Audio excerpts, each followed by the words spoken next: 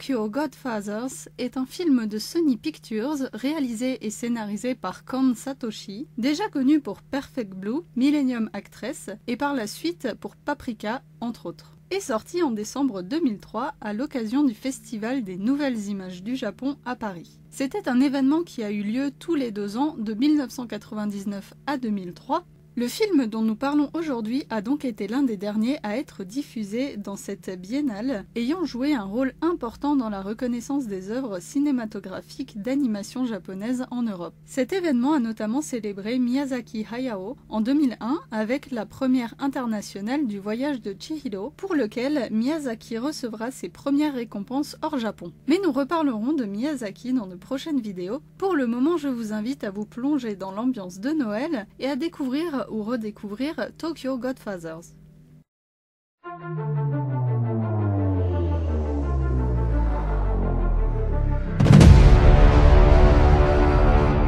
Si vous avez besoin d'un peu d'aide pour vous mettre dans l'ambiance, le film s'en charge en s'ouvrant sur une représentation théâtrale de l'histoire de la naissance de Jésus, avec des chants et un sermon, le tout devant un public plus ou moins attentif. Il s'agit d'un événement créé pour les personnes sans domicile fixe, et c'est ainsi qu'on nous présente nos personnages principaux au cours du repas qui suit. Gin, un homme blasé qui a perdu toute sa fortune, et Hana, une femme transgenre et fière de l'être qui ne se laisse pas démonter par les remarques de son compagnon d'infortune ou le regard des autres. Nous avons aussi Miyuki, une adolescente en fugue depuis 6 mois, au caractère bien trempé. Ces 3 compères s'entendent comme chien et chat, tous 3 endurcis par la vie difficile dans la rue, mais se serrant les coudes à l'image d'une famille dont ils ont eu la chance de choisir les membres. Notre trio de joyeux lurons va tomber sur une sacrée surprise alors qu'ils faisaient les poubelles pour trouver un cadeau de Noël à Miyuki, car ils vont découvrir un bébé placé là au milieu des ordures, visiblement abandonné d'une terrible façon par ses géniteurs. Bien que Gin propose d'amener la petite fille au poste de police le plus proche,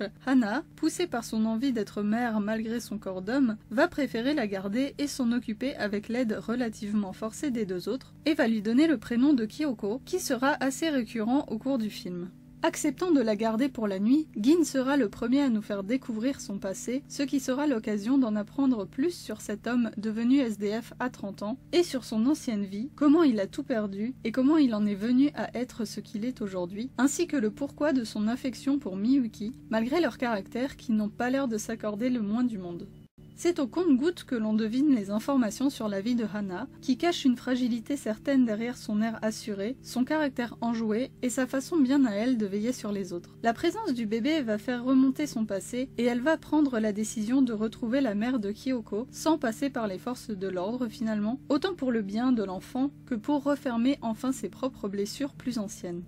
Le quatuor se lance donc dans une épopée urbaine à la recherche de l'identité de la mère de ce bébé abandonné qui a laissé plus d'indices qu'on aurait pu le penser, indices qui vont apporter plus de questions que de réponses à notre petit groupe qui va entrer dans la vie et l'intimité de cette femme pour découvrir ce qui l'a poussé à laisser son enfant ainsi au milieu des poubelles. C'est aussi finalement le passé de Miyuki qui va ressurgir pendant ses recherches, car contrairement à ce qu'elle fait croire, sa famille à elle tente de la retrouver aussi. Par une succession de coïncidences et d'heureux hasards, que Hana met beaucoup sur le compte de Dieu et de la magie de Noël, alors que Gin et Miyuki sont bien plus terre-à-terre, ils avancent petit à petit dans leur quête, en croisant d'autres personnages bien originaux et des situations surprenantes qui tombent presque dans le too much, mais tout est amené par un scénario bien ficelé qui sait où il va, ce qui fait que l'histoire reste facile à suivre malgré tout. C'est une aventure qui se ressent, portée par une superbe animation typique du réalisateur et du tout début des années 2000.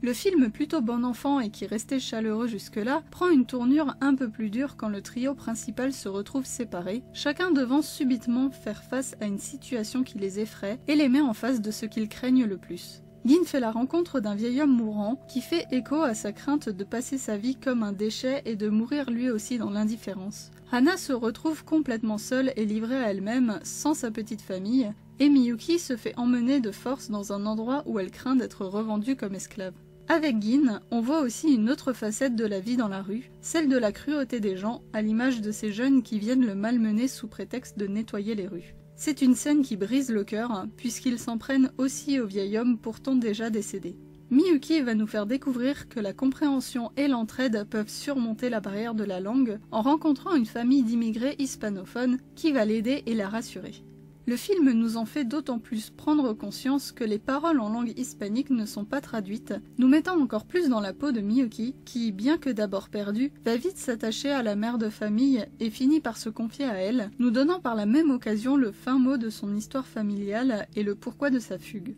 Enfin, Hana nous fait entrer dans une partie du monde LGBT, montrant autant leur entraide et leur bienveillance que sous-entendant leur drame personnel, la mauvaise acceptation de la société envers ce milieu et les maladies qui guettent plus qu'ailleurs.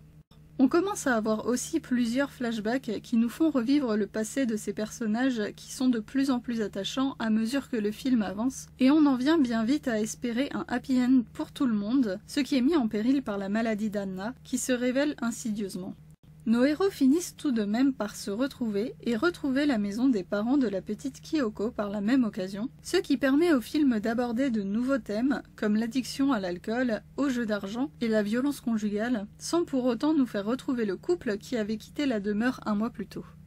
Plus ils en apprennent sur les parents de ce bébé abandonné, plus toute la situation trouve des échos dans leur passé, surtout celui de Gin qui paraît ne pas avoir dit toute la vérité quand il a raconté son histoire personnelle à Hana en début de film. Et Miyuki se retrouve de plus en plus tiraillée entre son envie de retourner chez elle et celle de rester avec sa famille de la rue. Et ses regrets sont assez déchirants à voir. Au final, la situation concernant les parents du bébé se révèle bien plus complexe que prévu et donne un twist de fin intéressant et surprenant bien que légèrement chaotique. Et enfin, la folie et la douleur de la perte d'un enfant viennent terminer la liste déjà conséquente des sujets que traite le film.